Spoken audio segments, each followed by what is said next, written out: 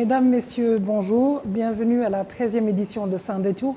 Notre invité aujourd'hui est Alioune Tine, défenseur, militant des droits de l'homme, aujourd'hui directeur régional de Amnesty International pour l'Afrique de l'Ouest et du Centre. Bonjour Alioune Tine et bienvenue. Bonjour Safi et merci de votre invitation. Merci d'avoir accepté notre invitation. Alors, Alioune Tine, nous allons parler de l'actualité et d'autres sujets. L'actualité est riche aujourd'hui. Nous avons beaucoup de questions pour vous. Et pour vous poser ces questions, j'ai avec moi deux éditorialistes. Nyanya Sy, qui est spécialiste en marketing et communication et présidente de l'Association des citoyens vigilants pour l'écologie. C'est ça, hein? Bonjour, Monsieur Tine. Bonjour, Nyanya. Et nous avons également Amadou Ba, rédacteur en chef de l'AS, le quotidien l'AS. Oui, bonsoir. Bienvenue. Merci, monsieur. Bonjour Amadou. Bonjour. Alors, je le disais, l'actualité est riche à Alioune Tine. Et aujourd'hui, celle qui s'impose à nous et que nous attendons depuis hier, c'est le Gabon. Et quelques résultats viennent d'être diffusés. La commission électorale gabonaise a annoncé la victoire de Ali Bongo Ondimba. Première question, est-ce que cette proclamation de résultats provisoires vous inquiète, vous rassure? Est-ce qu'il y a des raisons de se préoccuper d'une dérive? Est-ce qu'il existe des remparts à cette quête démocratique qui est encore fragile? Écoutez, je pense que le problème politique et le problème démocratique du Gabon ne datent pas d'aujourd'hui. On connaît très bien effectivement la manière dont la France-Afrique est intervenue au Gabon avec l'installation de Omar Bongo pendant longtemps. Et ensuite, la manière dont la dynastie continue à exercer le pouvoir. Et bien sûr, toutes les protestations que ça a impliquées ces temps-ci, avec un désir extrêmement profond des populations gabonaises, africaines, d'avoir enfin ce qu'ils appellent une alternance. Qu'ils ont préparé cette fois-ci parce que pour la première fois quand même, nous avons l'opposition qui essaye d'avoir un candidat avec Ping qui a été soutenu par l'ancien Premier ministre et l'ancien président de l'Assemblée nationale. Donc on s'attendait à ce que les résultats soient serrés. On a vu également M. Ping faire monter la pression. Donc nous sommes extrêmement préoccupés par ce qui se passe et par la situation post-électorale, tout ce qui est tendu. Je pense qu'il faut faire énormément d'efforts pour que le Gabon ne subisse pas le sort des autres pays. Ce qu'il y a, c'est qu'aujourd'hui, il y a énormément d'efforts à faire pour ouvrir le jeu démocratique, pour ouvrir le jeu politique et faire en sorte, effectivement, qu'on puisse avoir des alternances, qui soient des alternances pacifiques au terme d'élections transparentes et démocratiques et apaisées. Ouais. Dans toute l'Afrique centrale aujourd'hui, la préoccupation fondamentale, c'est ça, que ce soit au Gabon, que ce soit au Congo-Brazzaville, où nous avons d'ailleurs des opposants qui sont emprisonnés aujourd'hui, au Tchad, au Cameroun. Donc, il est évident que c'est ça ou autre chose. Donc, c'est des pouvoirs qui sont installés depuis plus de 20-30 ans, où ce sont des successions dynastiques. Et ça, c'est des problèmes qui sont sérieux pour l'avenir de la paix civile dans ces régions. Ensuite, oui, mais est-ce qu'il y a des actions concrètes envisagées par votre organisation pour au moins stopper cette spirale de violence qui prévaut dans cette zone? Écoutez, nous avons essayé, avant les élections, c'est ce que nous faisons à Amnesty International. Nous n'intervenons pas dans le processus électoral. Mais tout de même, chaque fois qu'il y a des élections, très souvent, nous avons une restriction de l'espace civique, la possibilité pour les gens de manifester, de s'exprimer librement, surtout la dissidence de façon globale, que ce soit l'opposition ou la société civile, ça pose des problèmes. Il y a également la répression et l'usage excessif de la force. On l'a noté en Guinée-Conakry, on l'a noté récemment au Tchad, on l'a noté également surtout au Congo-Brazzaville. Au Gabon, on a vu quand même la période préélectorale a été très tendue, il y a eu beaucoup de répression. Oui. Mais au Congo-Brazzaville, on ne nous a pas donné la possibilité d'y entrer. Maintenant, moi, je prépare un voyage donc pour le mois prochain au Gabon et en République centrafricaine aussi, où il y a beaucoup de problèmes, où il y a eu quand même des élections au nouveau président, mais la situation est très loin d'être stable en Afrique centrale, surtout en République centrafricaine et au Gabon. Donc, nous allons sur place, nous allons envoyer nos chercheurs travailler, regarder les violations des droits de l'homme et également revenir là-dessus. Et moi, je vais revenir sur vos interventions, parce que quand vous intervenez dans les pays où vous êtes les bienvenus, parce que, effectivement, vous dites qu'au Congo, vous ne l'êtes pas du tout. Là, vous venez de dire que vous allez pour faire des recherches. Est-ce que Amnesty, au-delà de dénoncer, parce qu'effectivement, vous allez récolter beaucoup d'informations qui vous permettent de dénoncer certaines dérives, n'a pas d'autres moyens d'intervenir, d'anticiper sur certains conflits, quand ils dans leur recherche, ils sentent qu'il y a des risques? Quand il y a des risques, nous faisons des recherches. Et nous publions les résultats des recherches. Mais en même temps, sur la base des résultats de recherche, nous faisons beaucoup de plaidoyer. Plaidoyer auprès des institutions africaines, auprès des institutions internationales, pour mettre la pression pour que les pays essayent, s'il y a des prisonniers politiques, de les libérer. Nous l'avons fait en Gambie récemment, on n'est pas venu sur la Gambie qui m'intéresse beaucoup. C'est à côté, nous allons avoir des élections bientôt là-bas. Et nous le faisons également pour tous les autres pays. Mais en même temps, Amnesty fait aussi dans l'éducation aux droits de l'homme, sur tout le continent africain. Et l'éducation aux droits de l'homme, c'est la prévention. Et c'est permettre aux gens de connaître leurs droits. Donc le travail de plaidoyer, on le fait avec les autorités politiques, civiles, et nous le faisons également avec les institutions, la Commission des droits de l'homme, on le fait aux Nations Unies. Donc vous êtes d'accord que la vraie pression devrait venir des populations? Parce que les institutions, je veux dire, c'est une prise en main et une prise de conscience des populations qui peut faire renverser les tendances, parce qu'ils sont les principales concernés. Donc c'est à eux de s'approprier les combats plus que les institutions qui... Absolument. Des populations qui connaissent leurs droits, c'est fondamental, et qui sont prêts à défendre leurs droits de façon légale, je pense que c'est très important. Mais quand les populations ne connaissent pas leurs droits, nous avons énormément de problèmes. Donc on met l'accent, c'est là où Amnesty demande des fonds, le seul volet, c'est le volet de la formation et de l'éducation aux droits de l'homme. Est-ce que vous pensez que la quête d'alternance, là, dans la situation actuelle au Gabon, est compromise? Écoutez, moi, je ne peux pas aller dans les hypothèses. Parce que... Ou est-ce que les conditions sont réunies pour favoriser ça? Il est évident qu'il est impossible. Soit vous avez une alternance pacifique, soit quand vous êtes... Même les pires dictatures, il y a des changements qui risquent de se faire par la violence. Donc, autant choisir les voies pacifiques, l'alternance, les voies démocratiques, l'alternance. Parce que la culture démocratique, elle est là, elle est bien enracinée. Et les gens sont prêts aujourd'hui, on l'a vu un peu partout, hein, en Afrique, ils sont prêts à aller en prison, ils sont prêts effectivement des fois à subir des violences pour qu'il y ait des changements.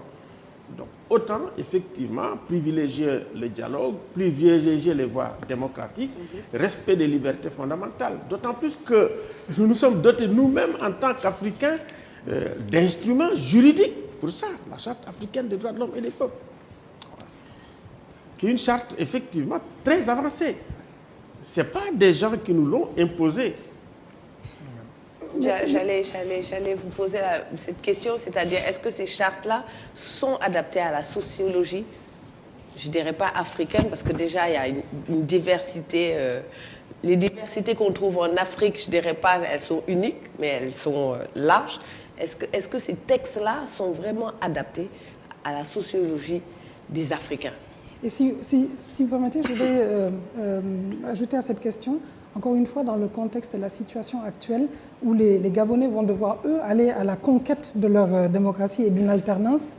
Est-ce que ces textes, mais également, est-ce que leur système électoral actuel leur permettra de sortir de cette situation et concrétiser une alternance? Est-ce que, concrètement, une élection à un tour, comme ils l'ont maintenant, permet l'espoir? Bon, en fait, nous, on ne travaille pas sur ça, mais je vais quand même vous répondre.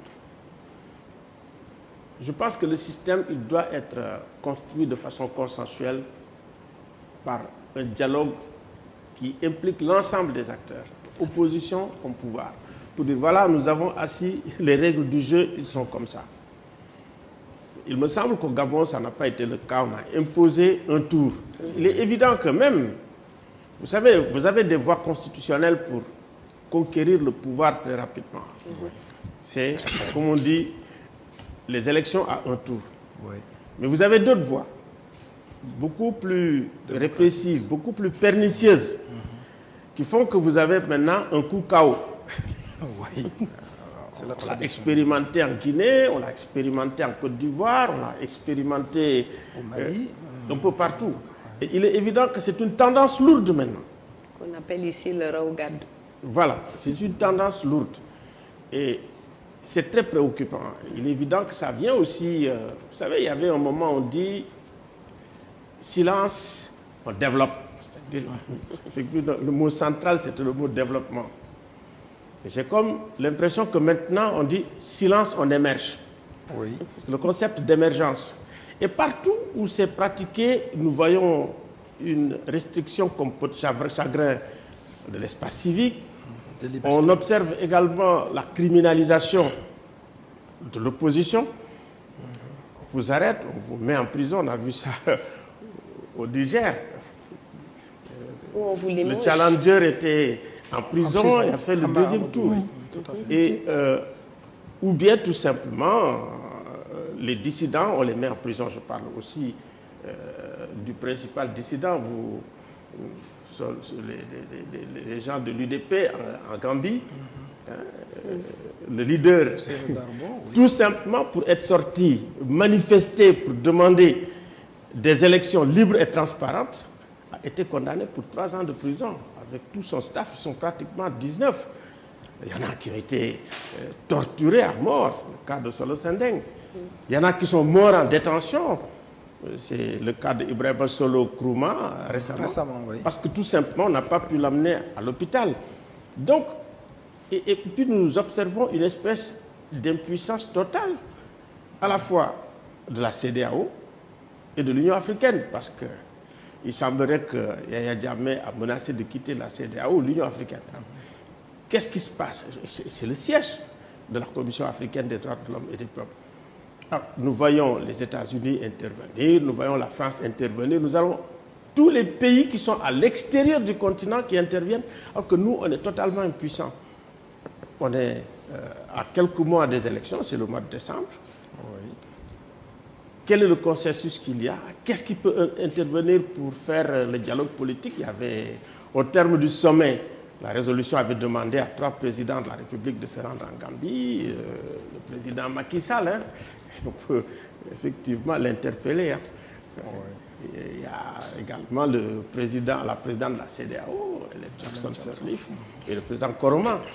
Nous allons avoir l'occasion de revenir sur la situation politique et les droits de l'homme dans la sous-région. Et nous allons continuer de suivre l'actualité gabonaise, évidemment. Mais revenons au Sénégal, et où nous avons une actualité qui est également riche et turbulente.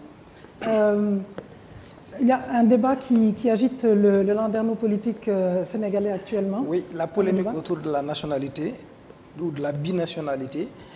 Est-ce que vous n'êtes pas inquiet, ne serait-ce que le fait que le débat soit suscité au Sénégal, qui se veut le miroir de la démocratie africaine, entre guillemets? Il est évident qu'il y a beaucoup de débats aujourd'hui au Sénégal et des actions qui s'inscrivent dans un cadre global en Afrique, dans un contexte global, hein, un coup KO et des manœuvres qui vont dans ce sens. Je pense qu'il faudrait faire en sorte qu'on puisse avoir des lignes rouges à ne pas franchir. Et se rappeler également des tragédies quand même qu'il y a eu dans les pays de la sous-région sur la question de la nationalité. Quand même, en Côte d'Ivoire, il y a eu 3000 morts avec un président qui se trouve aujourd'hui à la CPI. Et puis un pays qui a subi un traumatisme extrêmement profond. Donc, il faut faire attention quand on essaye d'instrumentaliser politiquement un certain nombre de choses, dont la question de la nationalité. Je pense qu'il faut faire extrêmement attention. Je me réjouis d'ailleurs que le président de la République lui-même ait dit que c'est un faux débat. Mais que le débat soit soulevé au Sénégal, c'est un problème. Et même, j'ajoute, j'écoutais quand même un député qui est président du Parlement de la CEDEAO, donner l'exemple de la Gambie, s'exprimer d'une manière... Je dis, mais attendez, au Sénégal, on n'a pas connu ça. Même du temps de Senghor, où on avait une dictature molle.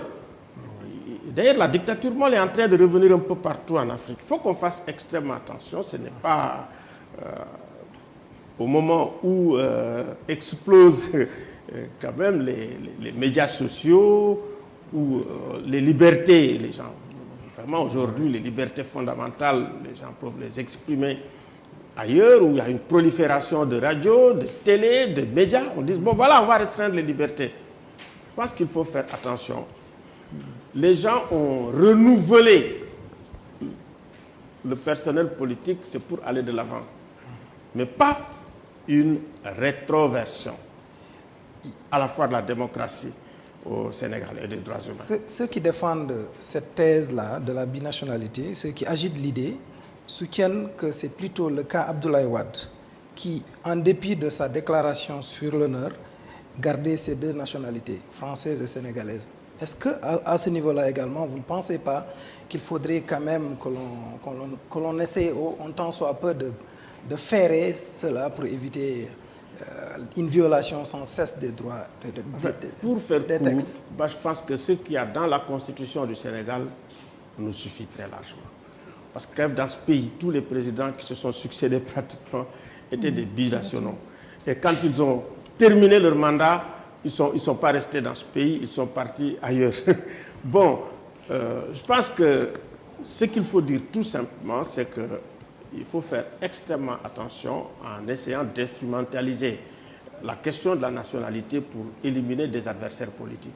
Et effectivement, c'est comme ça qu'on pourrait voir les choses. Il faut faire très attention.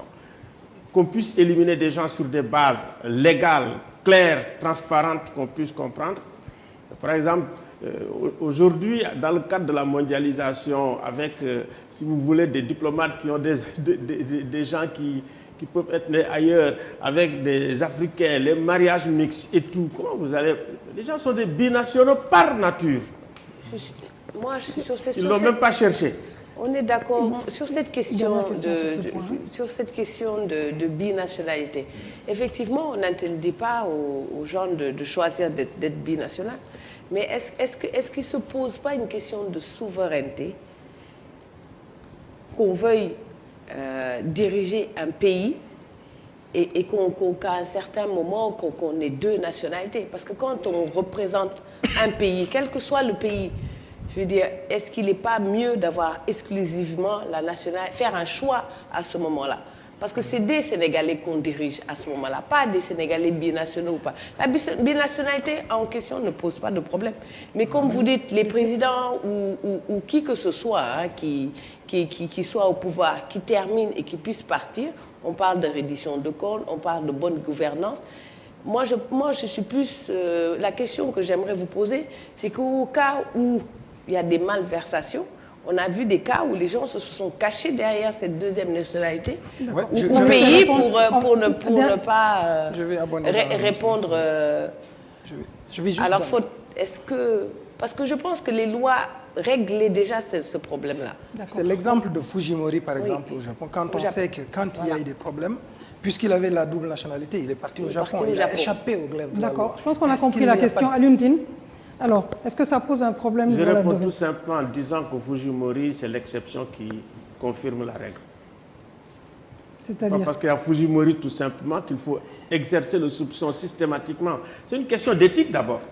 Oui, mais ça va au-delà du soupçon. Et il y a aussi une question de... Oui, est-ce que ces gens-là restent justiciables ensuite? Les gens qui ont la double nationalité auraient pu...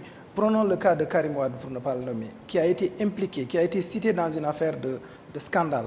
Si par extraordinaire, il parvenait à se rendre en France, la justice sénégalaise ne pouvait plus recouvrer les fonds qu'il est accusé d'avoir détournés. Ah non. Est-ce que quelque part, c'est pas... Non, non, non. Non, non, non. La justice française est liée par des accords de coopération avec le Sénégal. Si effectivement il y a une procédure judiciaire que les gens estiment que c'est conforme aux standards internationaux, il est évident que la justice est obligée de faire le travail qu'il faut faire. Toutes les justices du monde, si c'est des pays qui sont démocratiques, s'il y a un état de droit, quelqu'un qui commet un crime économique doit payer. Donc il existe... Mais mieux, la justice française est en train, surtout avec Sherpa, de poursuivre aujourd'hui des gens au Gabon, au Congo, vous le savez, et en Guinée équatoriale. Donc il me semble que le problème, ce n'est pas le problème de la nationalité, c'est un problème d'équité. Un voleur, c'est un voleur, quelle que soit sa nationalité. Je pense que quelquefois, le lieu où il part, il doit payer, il doit être jugé. Donc ils ne sont pas hors de portée de la justice? Vous n'êtes pas inquiet. D'accord, c'est bien. Alors, il faudrait que nous avancions. Nia, si vous avez des questions, une question pour M. Tine à propos d'une série de limogeages dans l'administration publique à un certain niveau. En fait, oui, ça nous permet de revenir sur ce que M. Tine disait tout à l'heure, votre expression là, le coup KO. Le coup KO, effectivement, il y a des gens qu'on emprisonne, mais ici, on a vu une série de limogeages. Est-ce que vous mettez ça dans le cas d'une forme de coup KO aussi? C'est-à-dire le cas de Sonko, aujourd'hui. Ousmane Sonko. Qui fait l'actualité, et peut-être avant le cas de Nafi Ngom Keïta, et il y en a eu d'autres. Je vais rappeler que Ousmane Sonko a été radié de l'administration publique. Ça a été décidé hier, annoncé, notifié hier. Je rappelle que ce qui lui est reproché, c'est une série donc, de violations du devoir de réserve, de confidentialité. Et il a établi, entre autres, que l'Assemblée nationale ne paie pas l'impôt, que l'État sénégalais a déclaré que le référendum de mars 2016 a coûté 3 milliards, mais qu'en fait c'était 10 milliards. Il a été reproché d'avoir révélé des blocs et des concessions de pétroliers dont dispose le petit frère du président de la République, M. Alioune Sall, etc., etc., qu'il demande un observatoire de dérive antidémocratique et qu'aujourd'hui, lui déclare que le palais agite sa radiation et un emprisonnement de 6 mois. Aujourd'hui, la radiation est effective. Elle ne lui a pas encore été notifiée, elle est effective. Alors, est-ce que c'est une sanction? Voilà. Et au-delà de M. Sonko, il y a le cas Nafi Ngom qui a été mis au frigo, comme on le dit, suite à son enquête sur la nébuleuse Petrotim. Le régisseur de la prison de Rebus également qui a été limogé. L'inspecteur du travail, Mohamed Loum, qui a refusé de sanctionner des salariés de AHS. Et il y a le cas du policier corrompu qui a été pris en flagrant délit. Donc ce sont des cas différents, mais rarement une période a été aussi riche ou chargée en sanctions administratives. Alors comment lire ça? D'abord, il faut se réjouir d'une chose. D'habitude, la question des crimes économiques n'intéressait pas les gens. Aujourd'hui, c'est au cœur des préoccupations des Sénégalaises. L'impunité de ces actes, qui explique d'ailleurs beaucoup de choses, beaucoup d'interpellations. Dans le temps, on aurait pu prendre quelqu'un comme Nafi Ngom Keïta, la limoger, ça n'aurait pas créé de bruit. Que ça crée du bruit, il faut effectivement aussi que les décideurs, le président de la République lui-même, essaye quand même de capter ce message, l'impression et la perception par rapport justement à son concept de gouvernance vertueuse. Est-ce que ça ne ruine pas le concept de gouvernance vertueuse qui a été avancé dès qu'il a été installé? Et qu'en réalité, qui pouvait être personnifié par quelqu'un comme Nafi Ngom Keïta. Je pense que ça, c'est un des problèmes qu'il faut se poser. De la même manière aussi, vous savez, il y a une montée d'adrénaline dans ce pays du fait du pétrole aussi. La politique, du pétrole et tout. Sonko pose beaucoup de problèmes à la fois, le cas Sonko. Un, c'est le cas des lanceurs d'alerte. Il est temps aujourd'hui qu'on essaye de voir comment il faut protéger légalement les lanceurs d'alerte. Les lanceurs d'alerte dont le travail également peut s'inscrire dans ce qu'on appelle le droit à l'information. Oui. Il y a d'ailleurs un conflit entre la question du droit à l'information et le problème également de la confidentialité des informations au niveau de l'administration. Et les deux sont... Il faut trouver une solution qui marche. Mais concernant le cas de Sonko, il me semble, quand on regarde la procédure est très expéditive. Ouais. Vraiment, en peu de temps, ça a été fait. Elle a été très brutale, parce que aussi, radier quelqu'un, lui enlever le pain de la bouche, un père de famille, on ne sait même pas sur quoi il peut compter. Je pense que ce n'est pas une mesure qu'il faut prendre à la légère. C'est une mesure qu'il faut réfléchir. Troisième point aussi, il y a quand même le droit à la défense dans cette procédure. C'est un droit fondamental. Le droit à ce que sa cause soit entendue. Sa cause n'est pas entendue. Ce qui fait que ce problème-là, il est évident qu'il faut peut-être aller dans une autre instance pour qu'on puisse vraiment entendre la justice elle-même. Il est évident que c'est absolument nécessaire. Sinon, ça ressemble à une mesure qui est véritablement arbitraire, qui est une décision qui est beaucoup plus une décision politique qu'une décision légale. Et ça pose un problème dans un état de droit. L'objectif, c'est peut-être de le bâillonner et de donner son cas. Non, c'est la question des lanceurs d'alerte.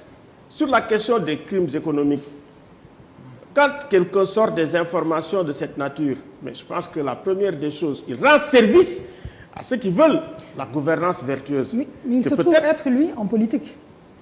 Alors là, il y a un sérieux conflit d'intérêts. C'est le troisième point que je voulais soulever. Je dis, quand vous êtes un dissident, est-ce que vous avez le droit d'être un Sénégalais citoyen dissident? Est-ce que vous avez la possibilité de travailler dans la fonction publique et également d'exprimer vos opinions, même si c'est des opinions partisanes? Si il est évident qu'on n'est pas dans un État partisan, on doit pouvoir entendre des opposants qui sont là, qui peuvent s'exprimer. Il me semble que ça, c'est un grand problème. Sinon, on est un peu dans la situation de l'Allemagne. Dans une certaine période, ce qu'on appelait les Berufsverboten, l'interdiction professionnelle. C'est-à-dire, à partir du moment où vous appartenez, disons, aux communistes, comme on disait à l'époque, tac, tac, entre guillemets, vous n'aviez pas le droit de travailler. Je pense que nous sommes dans un système où il faut permettre aux gens d'exprimer leur opinion. Quand c'est des hauts fonctionnaires, peut-être, il faudrait voir quels moyens, mais les lanceurs d'alerte qui, aujourd'hui, dénoncent les crimes économiques, ils rendent service à la société. Parce que la corruption, quand même, c'est quelque chose qui gangrène la société, qui gangrène les institutions et également qui font énormément de mal dans la société. Donc, ceux qui dénoncent les crimes économiques, je pense que ce sont des gens qui doivent être protégés. Aujourd'hui, on doit trouver des lois pour protéger les lanceurs d'alerte. Je pense qu'au niveau européen, les gens sont en train de le faire. Ailleurs, ils sont en train de le faire. Mais il faut y réfléchir. Et comme vous dites, trouver un équilibre. Et puis aussi renforcer la protection de hauts fonctionnaires. On a investi beaucoup pour quelqu'un qui travaille, qui devient inspecteur. Et puis pour le chasser, je pense qu'il faut, surtout la radiation qui est une mesure extrême, il faut absolument que les gens prennent le temps d'écouter, d'y travailler, mais pas vraiment pour des raisons politiques le faire. C'est vrai que c'est un politique, mais c'est d'abord un haut fonctionnaire. Maintenant, je pense qu'aujourd'hui, le débat est sur la table. au Sénégal. Alioune Tine, ce la qu'on lui question, refuse. nous allons... Vas-y, Parce que vas-y. moi-même, Oui, je nous allons- vais oui. beaucoup plus loin. Un peu. Juste un dernier point sur ce sujet, il faut que nous passions à la... C'est vrai que si points. on veut être cohérent dans le système global, il ne faut même pas que le président de la République soit même chef de parti, en tant que chef de l'État. Il me semble que c'est ça qui aurait pu créer une cohérence globale dans le système qu'on a, pour dire, bon voilà, moi-même président, Oui, j'ai qui pas est le un- droit de faire qui de est la un autre, politique. qui est un autre débat que celui Ce de, n'est pas un autre de débat, l'abus. c'est un débat global qui Oui. concerne également notre société aujourd'hui, parce que nous sommes dans un système extrêmement partisan, et si on ne fait pas attention, ça va être un système d'exclusion. On n'en a pas besoin aujourd'hui, ça va créer des conflits C'est bien. inutiles. Nous allons pouvoir y revenir en parlant du paysage politique sénégalais, mais dans l'immédiat, Monsieur Tine, je voudrais que nous parlions de droits humains en tant que tels et de votre travail, votre action, vous, en tant qu'Amnesty International, si vous Merci. voulez bien. Je suis très content d'en parler. Voilà, alors il y a de nombreux sujets, le temps nous est compté, et il y a une question qui agite la planète entière aujourd'hui, c'est la question du Burkini. Alors, elle n'est pas spécifique au Sénégal, mais elle nous concerne tous, elle nous interpelle tous, et Amnesty International s'est illustré sur la question. Diana, vous aviez une question? Oui, en fait, on a vu que Amnesty s'était beaucoup mobilisé pour les droits des femmes musulmanes en France, concernant les arrêtés qui les interdisaient de mettre le burkini sur les plages. Et en fait, c'est juste pour vous demander, sur une question qui quelquefois a été sujet de moquerie envers la France, parce que les Américains ou les États-Unis, ils ne comprenaient pas comment un sujet comme ça pouvait être au cœur du débat. Ils trouvaient ça même ridicule, c'était le terme. Mais moi ma question, c'est que Amnesty a pu se mobiliser, mettre la pression, et ils ont eu gain de cause. Et en parallélisme, vous, Monsieur Tine, 22 pays en Afrique, avec des conflits vraiment, je dirais pas plus sérieux que le Burkini, le port du Burkini. Et je me demande comment vous allez y arriver, Amnesty, en Afrique. Est-ce que l'impact... Parce que le chantier est très vaste. Si on voit Boko Haram, le Cameroun, le Tchad, comment vous allez faire, Monsieur Tine?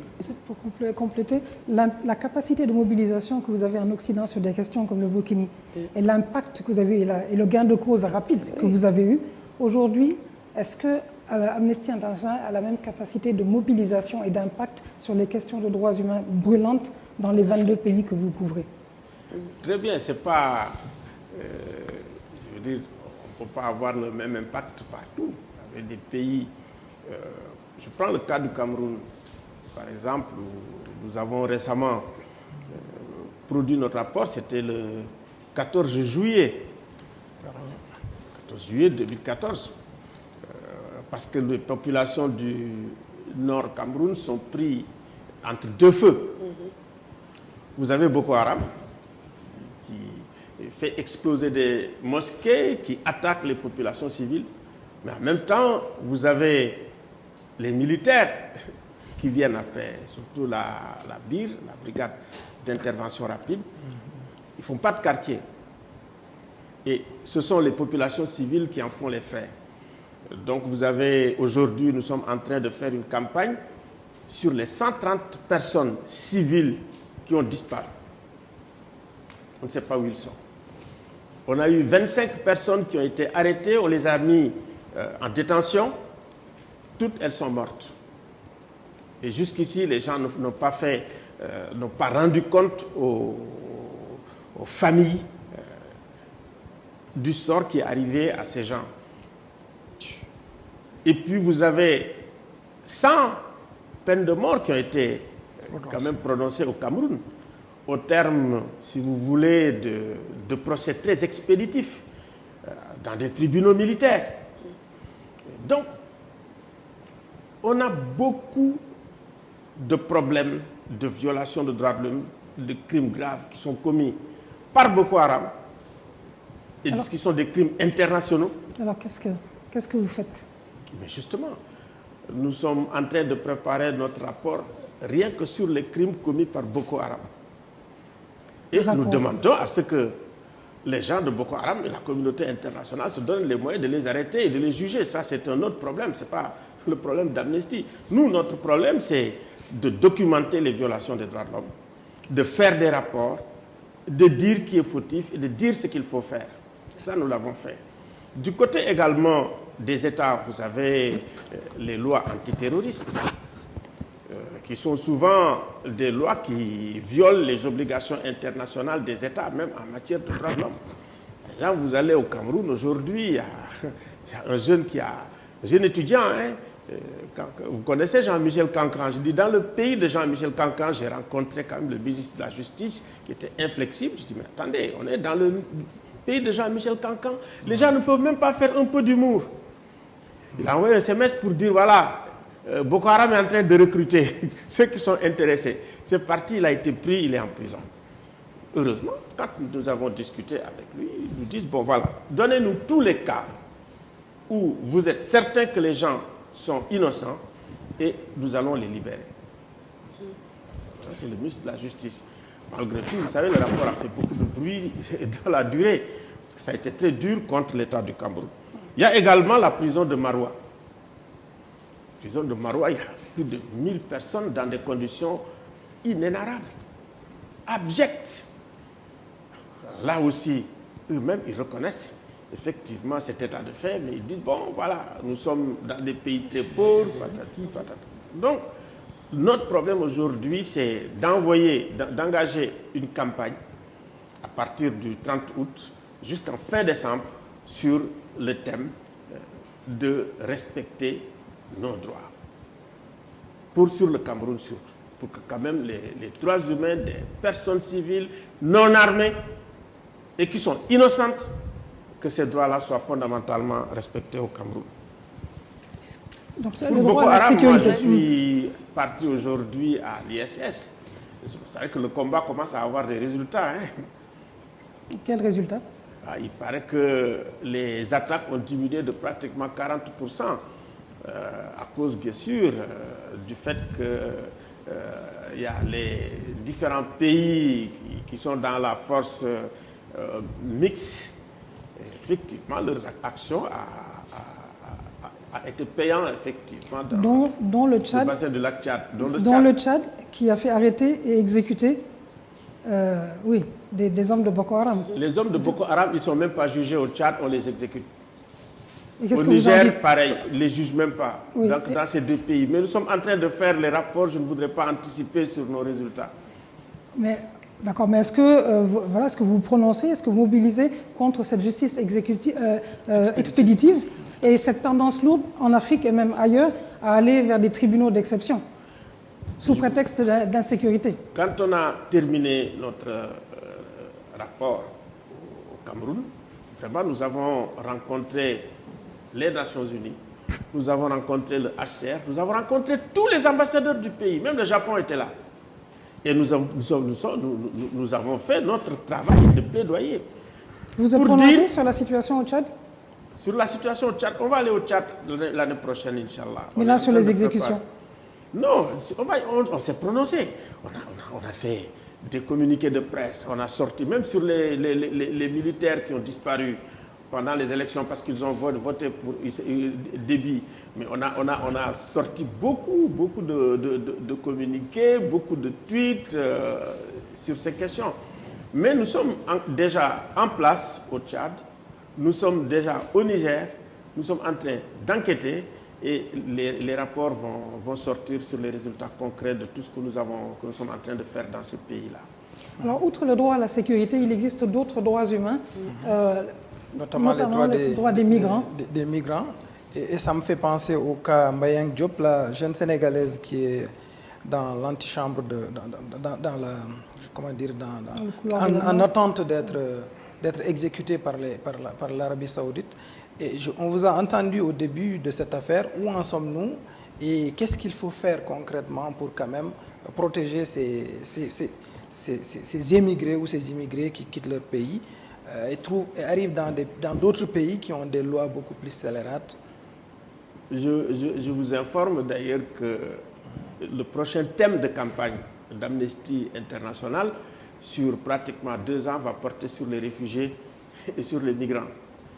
Et puis nous sommes en train de préparer ce qu'on appelle le RAG, c'est le conseil consultatif régional où nous allons réunir ici à Dakar pratiquement tous les directeurs africains.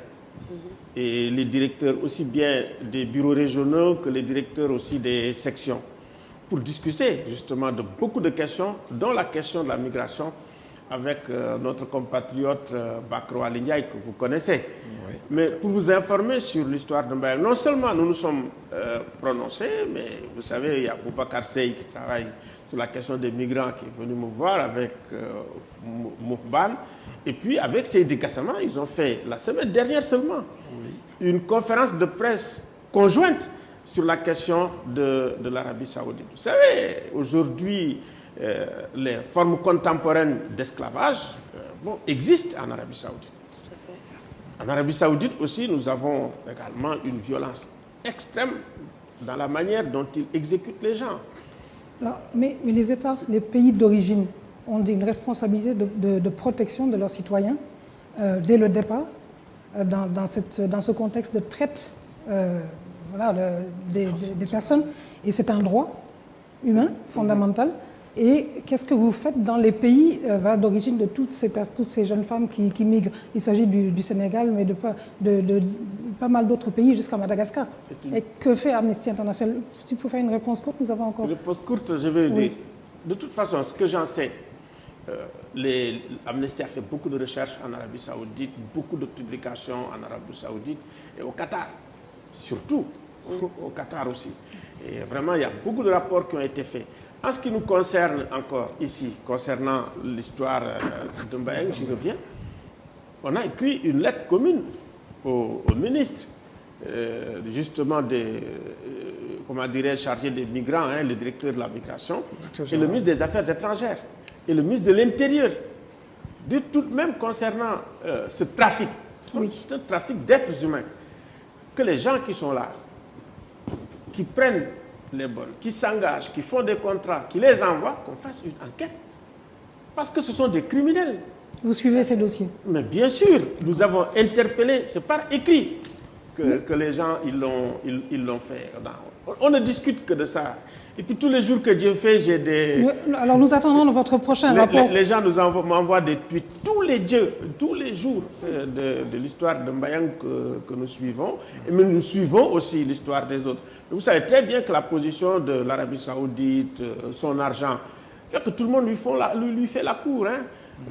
Les pays les plus développés, ils ferment les yeux sur ce qui se passe. Y compris récemment, vous savez, l'ONU a dénoncé, sorti une résolution. Ils ont dit, bon, écoutez, on va vous couper les bourses. Ils sont revenus là-dessus. C'est incroyable que le secrétaire général des Nations Unies pour l'argent de l'Arabie Saoudite. C'est ça le problème de fond aussi. Et c'est le problème aussi quand ils viennent ici pour la coopération. On envoie un package, on dit, bon voilà, on va construire, on va... Mais quelque temps après, vous avez des bombes humaines. Je pense que toutes ces questions-là, ce sont des questions de fond qu'il faut étudier et parler ouvertement à l'Arabie Saoudite de ces questions. Donc c'est l'échec même de la communauté internationale dans ces affaires-là. Globalement, c'est le pétrole qui fait qu'il y a beaucoup de choses qu'on ne voit pas en matière de violation des droits humains dans ces pays-là, que ce soit l'Arabie Saoudite ou le Qatar. Il faut appeler les choses par là. Alors, Alioune Tine, revenons au Sénégal et parlons de droits humains fondamentaux que nous devrions pouvoir nous gouverner de manière plus efficace. Un droit fondamental est le droit à l'éducation. La rentrée scolaire est dans 3-4 semaines. L'éducation nationale va mal. Or, l'éducation est un droit humain de base. Au vu des résultats des examens, le bac, le BFM, l'entrée en 6e récemment, il y a de quoi s'inquiéter sur l'école de la République qui donne des chances et qui permet à chaque citoyen de se réaliser. L'école publique a des résultats absolument déplorables. Aujourd'hui, ce qu'on voit, c'est que c'est l'école privée qui permet aux familles d'espérer voir leurs enfants s'en sortir. Alors, faut-il s'inquiéter de l'école de la République ou alors y a-t-il d'autres solutions? Vous savez qu'on a commencé à tuer l'école avec les programmes d'ajustement structurel, hein, où en réalité on supprimait tous les projets sociaux. C'est après, effectivement, que les gens se sont rendus compte que ça a complètement capoté, qu'on a essayé de rectifier, tant bien que mal. Mais la privatisation, ça a commencé avec, si vous voulez, l'école primaire, un peu les lycées, ça va aller vers les universités maintenant, parce que quand on voit les choses qui se passent aujourd'hui et la crise profonde que traverse, ce n'est pas seulement l'université de Dakar, c'est toutes les universités africaines, quand on voit. Donc, j'ai l'impression qu'il faudrait repenser le système éducatif de façon globale. Voir comment on va l'adapter à nos moyens, comment on va l'adapter à nos réalités, et comment on va l'adapter à notre culture et à notre propre histoire. Et vraiment, il y a énormément de choses à dire sur les programmes d'histoire, de géographie, etc. par rapport à la manière dont certains régimes politiques chassent d'éminentes personnalités de l'histoire du Sénégal.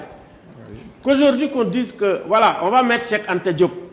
Alors, il faut réfléchir sur les raisons pour lesquelles Cheikh Anta a été chassé de l'histoire du Sénégal.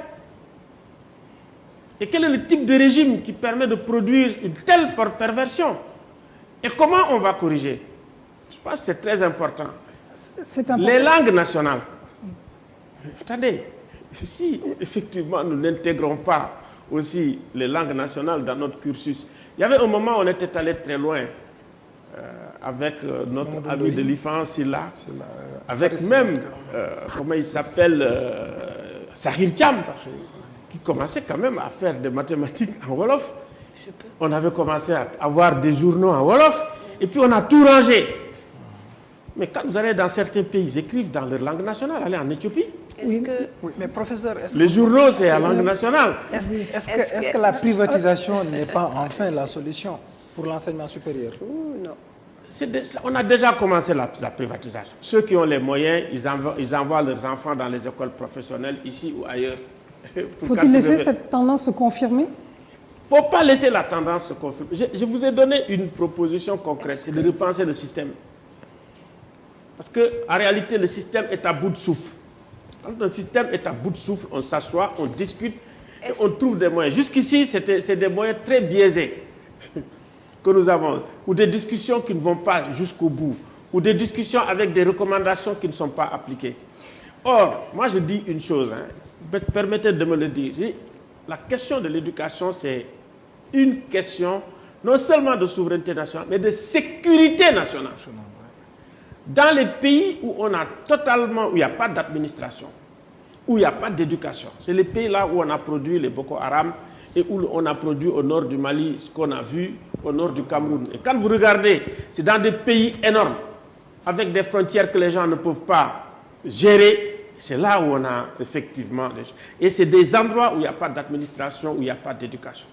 L'éducation, c'est fondamental. L'éducation, c'est une question de souveraineté. Les programmes qu'il y a dedans, ce qu'on doit y faire, ça doit être contrôlé. Des gens qui nous amènent des programmes d'éducation, de formation, d'école, il faut voir ce qu'ils mettent dedans. C'est à nous de décider ce qu'il doit y avoir dedans. Je pense qu'il y a des problèmes globaux qu'il faut discuter, qui sont des problèmes de fond. Oui, Nyanya. Moi vous disiez tout de suite que c'est ceux qui auront les moyens qui vont envoyer les enfants dans le privé. Est-ce que ce n'est pas un discours un peu... Parce que est-ce que ce n'est pas juste une hypothèse? Parce que est-ce que les gens ne font pas plus de sacrifices, imaginant que l'école publique a fait faillite, qu'ils ont les moyens? Parce que ce n'est pas que les gens qui ont des moyens qui vont dans le privé. Ça demande énormément de sacrifices. Je suis sûre qu'une frange de la population aurait préféré avoir l'école publique d'excellence avec la cherté de la vie et ne pas avoir à payer l'école privée. Une autre question, c'est que est-ce que Amnesty met autant d'énergie pour défendre ces droits-là, le droit à l'éducation, le droit à la santé, le droit à l'environnement? Est-ce que s'ils mettaient plus d'énergie, ce ne sera pas une meilleure manière d'anticiper? Parce que vous disiez que c'est dans les pays où il y a le moins d'éducation qu'il y a plus de problèmes, où naissent les Boko Haram, comme vous dites. Est-ce que vous avez des programmes pour défendre ces droits-là? Parce que c'est des droits fondamentaux. Nous avons un département qui défend les droits économiques, sociaux et culturels. Est-ce qu'il est aussi dynamique dans mon bureau, vous avez beaucoup de rapports sur les droits économiques, sociaux et culturels. Mais pour être franc avec vous, nous sommes beaucoup plus sur les droits civils et politiques, qui sont les droits qui sont effectivement les plus, comment dirais-je, violés. Parce que nous avons également d'autres qui sont dans des secteurs de développement. Violés parce qu'il y a un déficit d'éducation. Tout à fait. Nous sommes même dans l'éducation de façon globale. Est-ce que vous estimez que le recul est plus important sur les droits civiques que sur les droits sociaux, économiques et sociaux? Est-ce que c'est parce que vous priorisez? Je pense aujourd'hui qu'il faut un équilibre. Il faut absolument un équilibre entre les droits économiques, sociaux et culturels qui, vraiment, en dernière instance, nous maintiennent en vie. Hein? Le droit à un toit, le droit à l'alimentation, le droit à la santé, le droit à l'éducation sont des droits fondamentaux de l'homme. On ne peut pas ne pas... Alors, qu'est-ce qui fait que vous priorisez? C'est des droits politiques? Parce qu'il y a eu beaucoup de dictatures, c'est parce qu'effectivement il y a eu beaucoup de tortures, tout simplement parce que les gens ne peuvent pas exprimer ce qu'ils pensent, on vous met en prison, on vous torture, on vous tue. Alors, ça a pris une telle ampleur. C'est parce que aussi pendant les guerres, c'est l'arbitraire absolu qui fonctionne. Les gens les plus vulnérables ne sont pas protégés. Et on voit quand même aussi les résultats. Les réfugiés qui partent. On n'a jamais eu autant de réfugiés dans le monde. Qu'est-ce qu'il explique? On a la migration. Migration économique aussi, c'est ça. Tous les jours que Dieu fait, quand vous regardez la Méditerranée, c'est devenu un cimetière marin. Alioune Tine, nous avons beaucoup de questions sur les droits humains. L'actualité est très riche. Nous avions encore beaucoup de questions. Mais le temps qui nous est imparti, nous arrivons au bout de ce temps. Et donc, voilà, nous arrivons à la fin de notre débat. Je voulais vous remercier. Merci. Remercier également les éditorialistes. Merci. En espérant vous avoir comme invité à nouveau. Merci. Et pouvoir parler à nouveau de l'actualité, des droits de l'homme, des droits humains. Juste après ce plateau, vous allez faire face à M. Mokhtar, président de la Perle, un projet donc de protection du littoral pour parler de développement durable. Alors voilà, nous vous laissons avec lui. Merci. Merci.